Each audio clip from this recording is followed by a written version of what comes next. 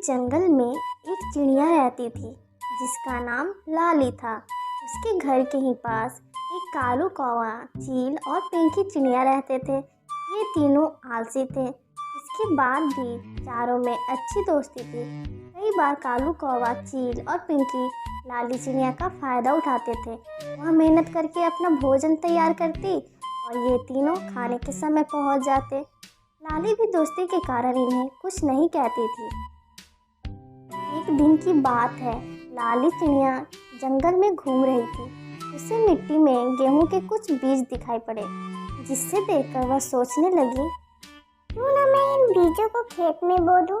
जब फसल होंगी तो मैं गेहूं पिसवा लूंगी और उसकी रोटियां बनाकर मजे से खाऊंगी। उसे आशा थी कि उसके दोस्त इस काम में उसकी सहायता अवश्य करेंगे। उसने गेहूं के दाने उठा लिए। सबसे पहले वह कालू कौवा के पास पहुंची। उसने कालू से कहा, दोस्त देखो, मुझे जंगल में गेहूं के ये बीज मिले हैं। मैं इसे बोना चाहती हूँ, क्या तुम मेरी सहायता करोगे? कालू कौवा उस समय आराम कर रहा था। उसने जवाब दिया, नहीं, ये मेरे सोने का समय है और मुझे जोरों की नींद आ रही है। मैं अभी ये काम नहीं कर सकता। लाली चिड़िया अब चील के पास पहुंची।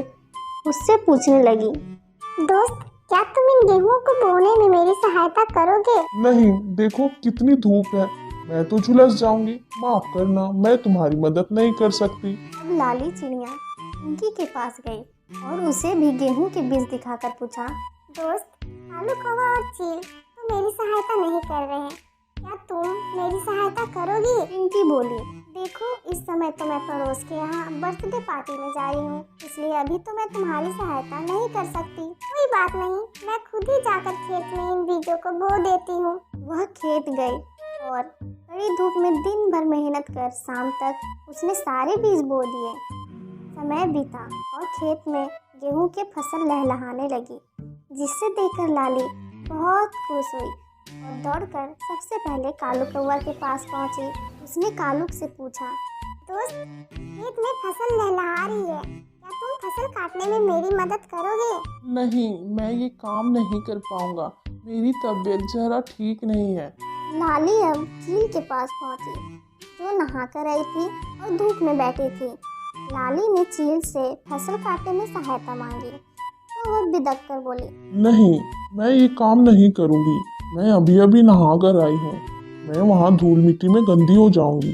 लाली चिड़िया अब पिंकी के पास पहुंची और उससे सहायता करने के लिए कहा, तो वह बोली, देख तो रही हो मैं कितनी छोटी सी हूँ, मैं कैसे खेत में फसल काटूंगी?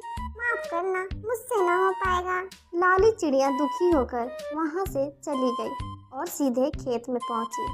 वहां उसने अकेले ही फसल की कटाई की। अगले दिन उसने सोचा कि क्यों ना इन गेहूं को मैं पिसवा लूं, आटा रोटी बनाने के काम आ जाएगा। वह फिर कालू कौवा के पास पहुंची और कहने लगी, दोस्त चलो ना मेरे साथ आटा चक्की तक, मुझे इन गेहूं को पिसवाना है। ऐसे काम के लिए मुझसे ना कहा करो, मैं इन सब कामों के लिए नहीं हूँ। चील के पास जाकर लाली ने सहायता मांगी, तो चील बोली, आटा चक्की से उड़ने वाले आटे से मेरे बाल खराब हो जाएंगे। मैं तो वहाँ नहीं जा सकती। अब लाली चिड़िया पिंकी के पास पहुंची, तो उसने फिर से वही बहाना बनाया। पिंकी ने कहा, वह तो बहुत छोटी सी है, वह इतनी दूर आटा चक्की तक नहीं जा पाएगी। दुखी होकर लाली अकेले ही आटा चक्की गई और गेहूं को पिसवा कर वापस आई।